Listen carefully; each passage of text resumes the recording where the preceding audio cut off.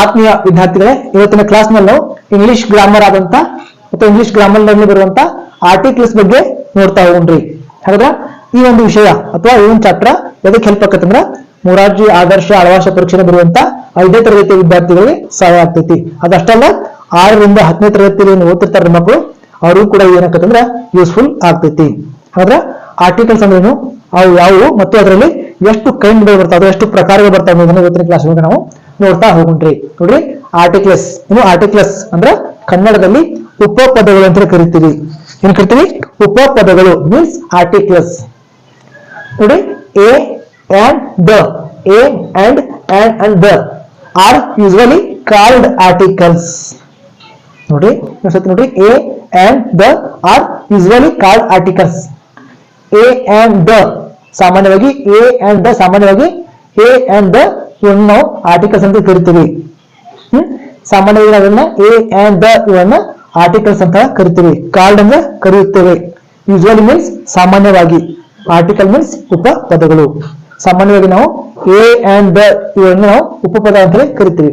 ಇನ್ನು ಕನ್ನಡ ಸ್ವಲ್ಪ ನೋಡ್ರಿ, ಸಾಮಾನ್ಯವಾಗಿ ಎ ಅಂಡ್ ದ ಇವನ್ನ ಉಪಪದಗಳು ಅಂತ ಕರಿತೀವಿ. ಉಪಪದಗಳು ಯಾವಂದ್ರ ಎ ಮತ್ತು ಅಂಡ್ ದ ಈ ಮೂರು ನಾವು ಆರ್ಟಿಕಲ್ಸ್ ಅಥವಾ ಉಪಪದಗಳು ಅಂತ ಕರಿತೀವಿ. ಇನ್ನ there are 3 articles. There are 3 articles. ಹಾಗಾದ್ರೆ ಉಪಪದಗಳ ಸಂಖ್ಯೆ ಎಷ್ಟು ಅಂತ ಕೇಳಿದ್ರೆ 3. ಎಷ್ಟು ಉಪಪದಗಳ ಸಂಖ್ಯೆ? 3. ಹೌದಾ? ಉಪಪದಗಳ ಸಂಖ್ಯೆ ಅವು 3. ಅವು ಯಾವ ಗೊತ್ತಲ್ಲ? ಎ ಅಂಡ್ ಮತ್ತು ದ ಈ ಮೂರು ನಾವು ಉಪಪದ ಅಂತ ಕರಿತೀವಿ. ಇನ್ನ kind of articles. Kind means ಪ್ರಕಾರಗಳು. ಯಾವ ಅಂದ್ರ ಈ 3 ಬರಿಬೇಕು. ಕೈಂಡ್ ಅಂದ್ರ ಈ 2 ಬರಿಬೇಕು. ಕೈಂಡ್ ಬೇರೆ ಮತ್ತು ಇವ ಆರ್ಟಿಕಲ್ಸ್ ಬೇರೆ. ಕೈಂಡ್ ಅಂದ್ರೆ ನೋಡಿ, ಉಪಪದಗಳಲ್ಲಿ ಪ್ರಕಾರಗಳು ಎಷ್ಟಂದ್ರೆ 2 ಬರ್ತಾವ. ಎಷ್ಟು ಉಪಪದಗಳಲ್ಲಿ ಪ್ರಕಾರಗಳು 2. ಒಂದು ಡೆಫಿನೆಟ್ ಆರ್ಟಿಕಲ್ಸ್ ಮತ್ತು ಇನ್ಡೆಫಿನೆಟ್ ಆರ್ಟಿಕಲ್ಸ್. ಡೆಫಿನೆಟ್ ಆರ್ಟಿಕಲ್ಸ್ ಮತ್ತು ಇನ್ಡೆಫಿನೆಟ್ ಆರ್ಟಿಕಲ್ಸ್. ಡೆಫಿನೆಟ್ ಆರ್ಟಿಕಲ್ಸ್ ಅಂದ್ರೆ ನಿರ್ದಿಷ್ಟ ಉಪಪದಗಳು. ಡೆಫಿನೆಟ್ ಆರ್ಟಿಕಲ್ ಅಂದ್ರೆ ನಿರ್ದಿಷ್ಟ ಉಪಪದಗಳು. ಅದು ಯಾವಂದ್ರೆ ದ, ಅದು ದ. ಇನ್ನ ಇನ್ಡೆಫಿನೆಟ್ ಆರ್ಟಿಕಲ್ಸ್ ಅಂದ್ರೆ ಅನಿರ್ದಿಷ್ಟವಾದಂತ ಉಪಪದಗಳು. ಹಿಂಗಂದ್ರೆ ನಂತರ ನೆಕ್ಸ್ಟ್ ದೇವಸ್ಥಾನ. ಇನ್ಡೆಫಿನೆಟ್ ಆರ್ಟಿಕಲ್ಸ್ ಅಂದ್ರೆ ಅನಿರ್ದಿಷ್ಟ ಉಪಪದಗಳು. ಅವು ಯಾವಂದ್ರ ಎ ಮತ್ತು N. The definite articles A ಮತ್ತು ಅಂಡ್ ಇನ್ಡೆಫಿನೆಟ್ ಆರ್ಟಿಕಲ್ಸ್. ಇದ್ರ ಮೇಲೆ ಕ್ವಶನ್ ಕೇಳಬಹುದು. ಡೆಫಿನೆಟ್ ಆರ್ಟಿಕಲ್ಸ್ ಯಾವ ಕೇಳಬಹುದು? What is the definite articles ಅಂತ ಕೇಳಿದ್ರೆ ದ ಅಂತ ಹಾಕ್ಬೇಕು. What is the indefinite articles ಅಂದ್ರೆ ಎ ಅಂಡ್ ಅಂತಲೇ ಗುರುತಿಸಬೇಕು. ಓಕೆ. ಕೈಂಡ್ ಆಫ್ ಆರ್ಟಿಕಲ್ಸ್ ಕೇಳಿದ್ರೆ 2. ಹೌದಾ? ಮತ್ತೆ ವಾಟ್ ಇಸ್ ದ ಆರ್ಟಿಕಲ್ಸ್ ಅಥವಾ ಹೌ ಮೆನಿ ಆರ್ಟಿಕಲ್ಸ್ ಅಂತ ಕೇಳಿದ್ರೆ 3 ಅಂತೇಳಿ ಬರಬೇಕು. ಅರತ್ತು. ನೆಕ್ಸ್ಟ್ ಒಂದೊಂದಾಗಿ ನಾವು ನೋಡ್ತಾ ಹೋಗ್ಬೇಕು. ಹೌದಾ? ನಾವು ಡೆಫಿನೆಟ್ ಮತ್ತು ಇನ್ಡೆಫಿನೆಟ್ ಆರ್ಟಿಕಲ್ಸ್ ಬಗ್ಗೆ ನೋಡ್ತಾ ಹೋಗೋಣ್ರಿ. ಆತ್ಮೀಯ ವಿದ್ಯಾರ್ಥಿಗಳೇ, ಇವತ್ತಿನ ಕ್ಲಾಸ್ ಒಳಗೆ ನಾವು ಇಂಗ್ಲಿಷ್ ಗ್ರಾಮರ್ ಬಗ್ಗೆ ನೋಡ್ತಾ ಹೋಗೋಣ್ರಿ. ಇನ್ನೇ ಕ್ಲಾಸ್ ಒಳಗೆ ನಾನು ಆರ್ಟಿಕಲ್ಸ್ ಬಗ್ಗೆ ಹೇಳಿದ್ನಿ. ಯಾವುದು? ಆರ್ಟಿಕಲ್ಸ್ ಅಂದ್ರೆ ಕನ್ನಡದೊಳಗೆ ನಾವು ಉಪಪದಗಳು ಅಂತ ಹೇಳಿ ಕರಿತೀವಿ. ಹೌದು, ಉಪಪದಗಳು ಅಂತ ಹೇಳಿ ಕರಿತೀವಿ. ಹಾಗಾದ್ರೆ ಉಪಪದಗಳು ಯಾವುವು ಅಥವಾ ಆರ್ಟಿಕಲ್ಸ್ ಯಾವ ಅನ್ನೋದನ್ನ ಇನ್ನೇ ಕ್ಲಾಸ್ ನಾಗ ಹೇಳಿನಿ. ಯಾವುದು? ಎ, ಯಾನ್ ಹಾಗೂ ದ. ಎ, ಯಾನ್ ಮತ್ತು ದ ಇವು ಮೂರು ನಾವೇನ್ ಕರಿತೀವಿ? ಆರ್ಟಿಕಲ್ಸ್. ಕನ್ನಡದಲ್ಲಿ ಉಪಪದಗಳು ಅಂತ ಹೇಳಿ ಕರಿತೀವಿ. ಹಾಗೆಯೇ ಆ ಆರ್ಟಿಕಲ್ಸ್ ಒಳಗ 2 kinds ಬರ್ತಾವ. ಅಷ್ಟು 2 kinds. There are 2 kinds of articles. First one definite articles, second one indefinite articles. ಅದು ಫಸ್ಟ್ ಒನ್ ಡೆಫಿನೆಟ್ ಆರ್ಟಿಕಲ್ಸ್ ಮತ್ತು second one indefinite articles. Definite articles means ನಿರ್ದಿಷ್ಟ ಉಪಪದಗಳು. ಹೌದು, ಡೆಫಿನೆಟ್ ಆರ್ಟಿಕಲ್ಸ್ ಅಂದ್ರೆ ನಿರ್ದಿಷ್ಟ ಉಪಪದಗಳು ಮತ್ತು ಇನ್ಡೆಫಿನೆಟ್ ಆರ್ಟಿಕಲ್ಸ್ ಮೀನ್ಸ್ ಅನಿರ್ದಿಷ್ಟ ಉಪಪದಗಳು. ಇವನ್ನೆಲ್ಲ ನಾವು ಏನ್ ಮಾಡಿದ್ವಿ? ಹಿಂದಿನ ಕ್ಲಾಸ್ ನಲ್ಲಿ ಅಥವಾ ಹಿಂದಿನ ವಿಡಿಯೋದಲ್ಲಿ ನೋಡಿವಿ. ಹಾಗಾದ್ರೆ ಇವತ್ತಿನ ಕ್ಲಾಸ್ ನೊಳಗ ಆ ಆರ್ಟಿಕಲ್ಸ್ ನ ಯಾವ ರೀತಿ ನಾವು ಯೂಸ್ ಮಾಡಬಹುದು ಅಥವಾ ಅವು ಎಲ್ಲೆಲ್ಲಿ ಯೂಸ್ ಮಾಡ್ಕೋಬೇಕು ಅನ್ನೋದನ್ನ ನಾವು ನೋಡ್ತಾ ಹೋಗೋಣ್ರಿ. ಹಾಗಾದ್ರೆ ಆ ಆರ್ಟಿಕಲ್ಸ್ ಬರುವಂತ ಮೊದಲ ಒಂದು ಲೆಟರ್ ಯಾವ್ದು ಅಂದ್ರೆ ಎ. ಮೊದಲು ಬರುವಂತ ಆರ್ಟಿಕಲ್ಸ್ ಯಾವುದು? ಎ. ನಾವು ಎ ಅನ್ನ ನಾವು ಎಲ್ಲೆಲ್ಲಿ ಯೂಸ್ ಮಾಡ್ತೀವಿ ಅಥವಾ ಅದನ್ನ ಎಲ್ಲಿ ಯೂಸ್ ಮಾಡ್ಬೇಕು ಅನ್ನೋದನ್ನ ಇವತ್ತಿನ ಕ್ಲಾಸ್ ನೊಳಗ ನೋಡೋಣ್ರಿ. ಹಾಗಾದ್ರೆ ನೋಡ್ರಿ, A is used. A is used commonly before a word beginning with a consonant sound. ನೋಡ್ರಿ, ಇಲ್ಲಿ ಫಸ್ಟ್ ಬರುವಂತ ಯಾವುದು ಆರ್ಟಿಕಲ್ಸ್ ಯಾವುದು ಅಂದ್ರೆ ಎ. ಈ ಎ ಅನ್ನು ನಾವು ಸಾಮಾನ್ಯವಾಗಿ ಎಲ್ಲಿ ಬರ್ತೀವಿ? ಒಂದು ನಾಮಪದವು ವ್ಯಂಜನೋಚ್ಚಾರದಿಂದ ಪ್ರಾರಂಭವಾಗಿದ್ದರೆ, ಯಾವುದೇ ನಾಮಪದ ಆಗಿರ್ಬೋದು, ಇದಂತಿಲ್ಲ, ಯಾವುದಾದ್ರೂ ಒಂದು ನಾಮಪದವು ಏನಾಗಿರ್ಬೇಕು? ವ್ಯಂಜನೋಚ್ಚಾರದಿಂದ ಅಥವಾ ಮೊದಲ ಅಕ್ಷರ ಕಾನ್ಸೆಂಟ್ ನ ಒಳಗೊಂಡಿದ್ರ ಮೊದಲ ಅಕ್ಷರ ವ್ಯಂಜನ ಆಗಿರ್ಬೋದು ಅಥವಾ ಕಾನ್ಸೋನೆಂಟಿನ ಸೌಂಡ್ ಇಂದ ಪ್ರಾರಂಭವಾಗಿದ್ರೆ ಅದರ ಮುಂದುಗಡೆ, ಬಿಫೋರ್ ಮೀನ್ಸ್ ಅದರ ಮೊದಲು, ಬಿಗಿನಿಂಗ್ ಅಂದ್ರೆ ಅದರ ಮೊದಲು ಯಾವುದು ಕಾನ್ಸೋನೆಂಟಿನ ಮೊದಲು ಏನ್ ಬರುತ್ತೆ ಅಂದ್ರೆ ಎ ಅನ್ನುವಂತ ಲೆಟರ್ ಬರ್ತೈತಿ. ಅರ್ಥಾತು ನೋಡ್ರಿ, ಎ ಈಸ್ ಯೂಸ್ಡ್ ಕಾಮನ್ಲಿ, ಸಾಮಾನ್ಯವಾಗಿ ನಾವು ಎ ನ ಎಲ್ಲಿ ಬಳಸ್ತೇವೆ ಅಂದ್ರ, ಸಾಮಾನ್ಯವಾಗಿ ಎ ನಾವು ಎಲ್ಲಿ ಬಳಸ್ತೇವೆ ಅಂದ್ರ ಯಾವ್ದಾದ್ರು ನಾಮಪದ ಅದೇನಾಗಿರ್ಬೇಕು, ಕಾನ್ಸೋನೆಂಟ್ ಸೌಂಡ್ ಅನ್ನು ಹೊಂದಿರಬೇಕು. ಯಾವ್ದಾದ್ರು ನಾಮಪದ ಏನಾಗಿರ್ಬೇಕು, ಕಾನ್ಸೋನೆಂಟ್ ಸೌಂಡ್ ಅಥವಾ ವ್ಯಂಜನ ಉಚ್ಚಾರದಿಂದ ಅಥವಾ ವ್ಯಂಜನಾಕ್ಷರ ಆಗಿದ್ರೆ ಅದರ ಮೊದಲಿಗೆ, ಬಿಗಿನಿಂಗ್ ಮೀನ್ಸ್ ಅದರ ಮೊದಲಿಗೆ ನಾವು ಏನ್ ಮಾಡಬೇಕು, ಎ ಎಂಬ ಲೆಟರ್ ನ ಬಳಸಬೇಕು. ಅರ್ಥಾತು ಯಾವ್ದೊಂದು ವರ್ಡ್ ಆಗಿರ್ಬೋದು ಅಥವಾ ಯಾವ್ದೊಂದು ನಾಮಪದ ಆಗಿರ್ಬೋದು. ನೋಡ್ರಿ ಎಕ್ಸಾಂಪಲ್ ಕ್ಯಾಟ್, ವುಮನ್, ಇಲ್ಲಿ ಮೊದಲ ಐತಿ ಎಂ ಕಾನ್ಸೋನೆಂಟ್ ಐತಿ, cat consonant, H consonant, consonant.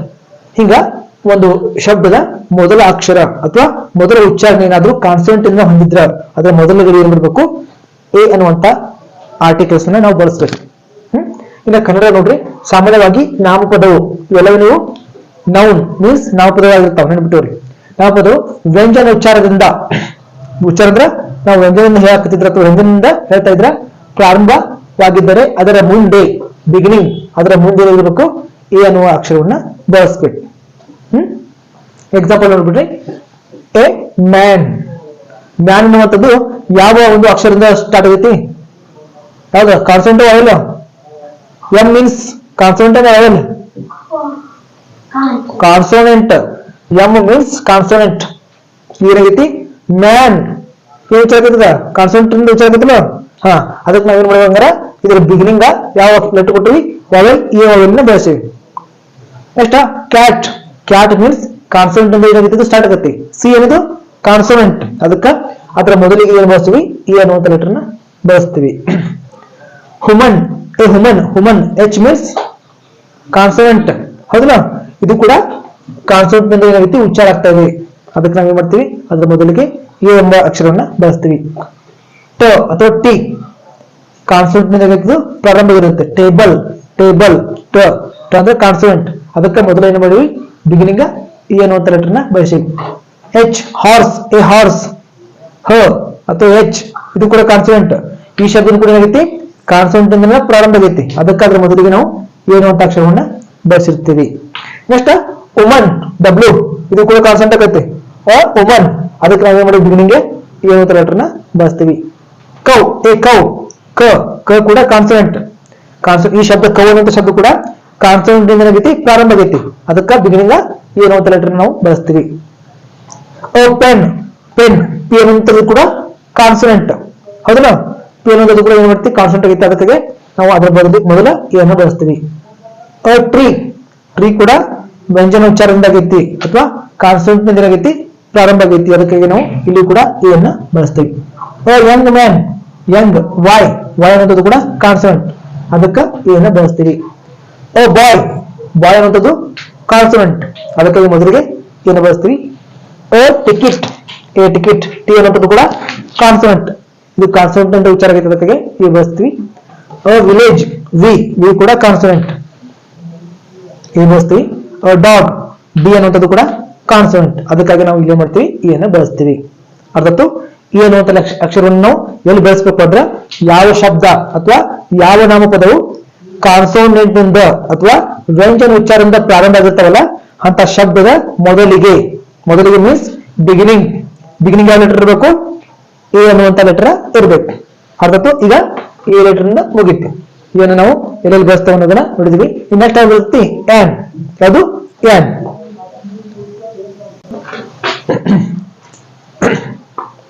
ಎಷ್ಟು ನೋಡ್ರಿ ಇನ್ನ second one use of N. ಹಾಗಾಗಿ ತಿಳ್ಕೊಂಡ್ವಿ ಎನ್ ಎಲ್ಲಿ ಬಳಸ್ಬೇಕಂತ ತಿಳ್ಕೊಂಡ್ವಿ. ಈಗ ಎನ್ ನ ಎಲ್ಲಿ ಬಳಸಬೇಕು ನೋಡ್ರಿ. N is used commonly before a word beginning with a vowel sound.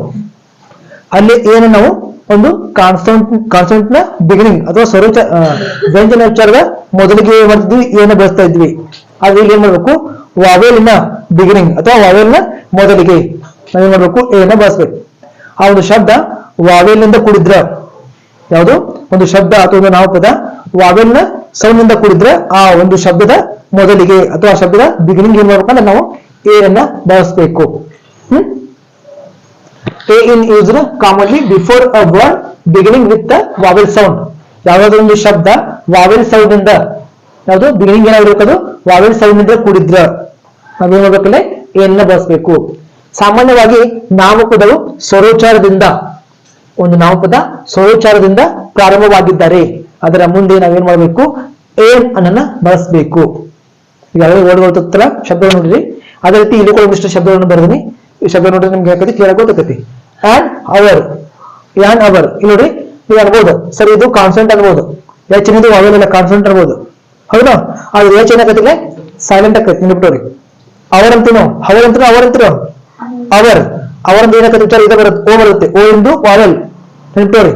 ಹೆಚ್ಚಿನಿಂದ ಕೂಡಿರುವಂತಹ ಶಬ್ದಗಳನ್ನ ನೋಡ್ಬೋದು ನೀವು. ಹೆಚ್ಚಿನಿಂದ ಕೂಡಿರುವಂತಹ ಶಬ್ದ ಮೊದಲು ಏನಾಗತಿ ಹೆಚ್ಚ ಸೈಲೆಂಟ್ ಆಕತಿ ಅದ್ರ ಮುಂದಿರುವಂತ ವಾವಿನ ಉಚ್ಚಾರ ಆಗ್ತೈತಿ. ಅದಕ್ಕ ಓ ಹಿಡ್ಕೊಂಡ ಶಬ್ದನ ನೋಡ್ಕೋಬೇಕು. ಅಂಡ್ ಅವರ್ ಏನಾಗತ್ತೆ ಅಂದ್ರೆ ಇದು ವಾವೆಲಿಂದ ಉಚ್ಚಾರ ಆಗ್ತೈತಿ ಅದಕ್ಕೆ ನಾವ್ ಏನ್ ಮಾಡ್ತೇವೆ ಇಲ್ಲಿ ಏನನ್ನ ಬಳಸ್ತಿದ್ದೀವಿ. ಅಂಡ್ ಎಲಿಫೆಂಟ್ ಅನ್ನುವಂತ ಒಂದು ಶಬ್ದ ವಾವೆಲಿಂದ ಕೂಡೈತಿ. ಮೊದಲ ಅಕ್ಷರ ಆಗೈತಿ ವಾವೆಲ್ ಏನ್ ಕಾನ್ಸೆಂಟ್ ಯಾವೈತಿ ವಾವೆಲ್ ಅದಕ್ಕಾಗಿ ಅದ್ರ ಮೊದಲಿಗೆ ನಾವೇನ್ ಮಾಡ್ತೇವೆ ಅಂದ್ರೆ ಏನನ್ನ ಬಳಸ್ತೀವಿ. ಅಂಡ್ ಅಂಬ್ರೆಲಾ ಅನ್ನುವಂತ ಶಬ್ದ ಮೊದಲು ವಾವೆಲ್ ನಿಂದ ಪ್ರಾರಂಭ ಆಗ್ತೈತಿ. ಮೊದಲು ಏನಾಗತ್ತಿದ್ದು ವಾವೆಲ್ ಇಂದ ಪ್ರಾರಂಭ ಇದ್ದಕ್ಕಾಗಿ ನಾವು ಮೊದಲಿಗೆ ಏನನ್ನ ಬಳಸ್ತೀವಿ ಅಂದ್ರೆ ಅಂಬ್ರೆಲಾ ಬಿಗಿನಿಂಗ್ ಇದೆ ಏನನ್ನ ಬಳಸ್ಬೇಕು. ನೆಕ್ಸ್ಟ್ ಅಂಡ್ ಹವರ್ ಅಂಡ್ ಆನವರ್ ಇಲ್ಲಿ ಎಚ್ ಸೈಲೆಂಟ್ ಆಕೈತಿ. ಇದು ಕೂಡ ಏನಾಗೈತಿ ಕಾನ್ಸೋನೆಂಟ್ ಇಂದ ಪ್ರಾರಂಭ ಆಗೈತಿ. ಅದು ಇಲ್ಲಿ ಎಚ್ ನಾವು ತಗೊಂಗಿಲ್ಲ. ಎಚ್ ಏನ್ ಮಾಡ್ಬೇಕು ಸೈಲೆಂಟ್ ಮಾಡ್ಬೇಕು.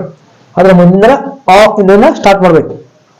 ಅಂಡ್ ಆನವರ್ ನೆಕ್ಸ್ಟ್ ಅಂಡ್ ಇಂಕ್ ಅನ್ನೋದು ಕೂಡ ವಾವೆಲ್ ಇಂದ ಪ್ರಾರಂಭವಾಗಿದೆ ಅದಕ್ಕೆ ಅಂಡ್ ಇಂಕ್ ಅಂತಾನೆ ನಾವು ಕರಿತೀವಿ. ಅದರ ಮೊದಲಿಗೆ ಏನನ್ನ ಬಳಸಬೇಕು. ಅಂಡ್ ಆರ್ಮಿ ಅನ್ನುವಂಥ ಶಬ್ದ ಎ ಇಂದ ಪ್ರಾರಂಭವಾಗಿದೆ. ಅದಕ್ಕಾದ್ರೆ ಬಿಗಿನಿಂಗ್ ಏನ್ ಮಾಡಿ ನಾವು ಏನನ್ನುವಂತ ಒಂದು ಶಬ್ದವನ್ನು ಬರೆದಿವಿ. ಅಂಡ್ ಆರೆಂಜ್ ಕೂಡ ವಾವೆಲ್ ಇಂದ ಪ್ರಾರಂಭ ಆಗೈತಿ. ಓ ಏನಿದೆ ವಾವೆಲ್ ಕಾನ್ಸನೆಂಟ್ ಓವೆಲ್ ಅದಕ್ಕಾಗಿ ನಾವೇನ್ ಮಾಡಿವಿ ಯಾ ಎಂದನ್ನ ಬಳಸ್ತೀವಿ. ಅಂಡ್ ಆಪಲ್ ಅನ್ನುವಂಥದ್ದು ಕೂಡ ವಾವೆಲ್ ಇಂದ ಪ್ರಾರಂಭವಾಗುವಂತ ಶಬ್ದ ಅದರ ಬದಲಿಗೆ ನಾವೇನ್ ಮಾಡಿವಿ ಎನ್ನ ಬಳಸಿವಿ. ಏನ್ ಏರ್ ಇದು ಕೂಡ ಈ ಇಂದ ಅಂದ್ರೆ ವಾವೆಲ್ ಇಂದ ಪ್ರಾರಂಭ ಆಗೈತಿ. ಅಂಡ್ ಆಕ್ಸ್ ಓ ಕೂಡ ವಾವೆಲ್ ಅದರ ಬದಲಿಗೆ ನಾವೇನ್ ಮಾಡಿವಿ ಏನನ್ನ ಬಳಸಿವಿ. ನೆಕ್ಸ್ಟ್ ಅಂಡ್ ಎನಿಮಿ ಅನ್ನುವಂಥದ್ದು ಕೂಡ ವಾವೆಲ್ ಇಂದ ಪ್ರಾರಂಭವಾಗುವಂತ ಶಬ್ದ. ಅದತ್ತು ವಾವೆಲ್ ಇಂದ ಪ್ರಾರಂಭವಾಗುವಂತ ಯಾವುದೇ ಶಬ್ದ ಇದ್ರೂ ಕೂಡ ಅದ್ರ ಮುಂದೆ ಅಥವಾ ಅದರ ಮೊದಲು ನಾವೇನ್ ನೋಡ್ಬೇಕು ಏನನ್ನುವಂತ ಶಬ್ದವನ್ನು ಬಳಸಬೇಕು. ಯಾವುದಾದ್ರು ಶಬ್ದ ಕಾನ್ಸೋನೆಂಟ್ ಇಂದ ಅಥವಾ ವ್ಯಂಜನೋಚ್ಚಾರದಿಂದ ಪ್ರಾರಂಭ ಆಗುತ್ತಂದ್ರೆ ಅದ್ರ ಹಿಂದುಗಡೆ ನಾವು ಏನ ಬಳಸಬೇಕು. ಓಕೆ ವಿದ್ಯಾರ್ಥಿಗಳು ಇವತ್ತಿನ ಕ್ಲಾಸ್ ನಲ್ಲಿ ಸಾಕ. ಮುಂದಿನ ಕ್ಲಾಸ್ ನೊಳಗ ನಾವು ಎಲ್ಲೆಲ್ಲಿ ಬಳಸಬೇಕು ಅನ್ನೋದನ್ನ ತಿಳಿಸ್ತೀನಿ. ಅಲ್ಲಿವರೆಗೂ ಎಲ್ಲ ವಿಡಿಯೋಗಳು ನೋಡ್ತಾ ಇರಿ. ನಿಮ್ಮ ಎಲ್ಲ ಸ್ನೇಹಿತರು ಶೇರ್ ಮಾಡಿ. ಓಕೆ ಲೈಕ್ ಮಾಡಿ ಸಬ್ಸ್ಕ್ರೈಬ್ ಮಾಡಿ.